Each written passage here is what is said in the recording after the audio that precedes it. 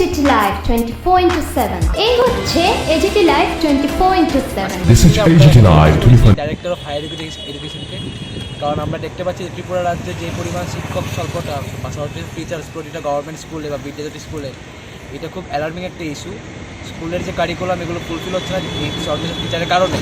এমন দেখা যাচ্ছে যে একটি টিচার একসঙ্গে 2-3টি করে ক্লাস করাচ্ছে, বা এমনও দেখা যাচ্ছে অনেক মানে পাহাড়ের অঞ্চল বা রিমোট এরিয়াসের মধ্যে কী হচ্ছে গিয়ে টিচাররা বাড়ির থেকে বসে ফোনের মাধ্যমে ক্লাস করাচ্ছেন, যার কারণে বাচ্চাদের যে সিলেক্টিভ ক্রাইটেরিয়া বা কারিকুলামটা সেটা তারা ফুলফিল করতে পারছে না।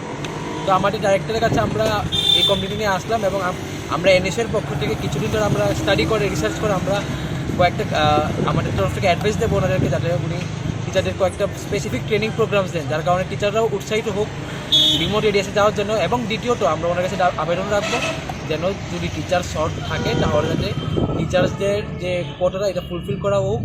অ্যান্ড অলসো আমাদের একটা প্রশ্ন আমরা জিজ্ঞেস করবো ওনাদের যে বিদ্যাজ্যোতির মাধ্যমে আমরা দেখতে পাচ্ছি যে তারা স্টুডেন্টের থেকে টাকা নিচ্ছে, কিন্তু এত টাকা নেওয়ার পরও কেন শিক্ষক স্বল্পতা বা শর্টেজ অফ টিচার্স হচ্ছে, এই কারণটা আমরা অবশ্যই ওনাদের কাছে জানতে।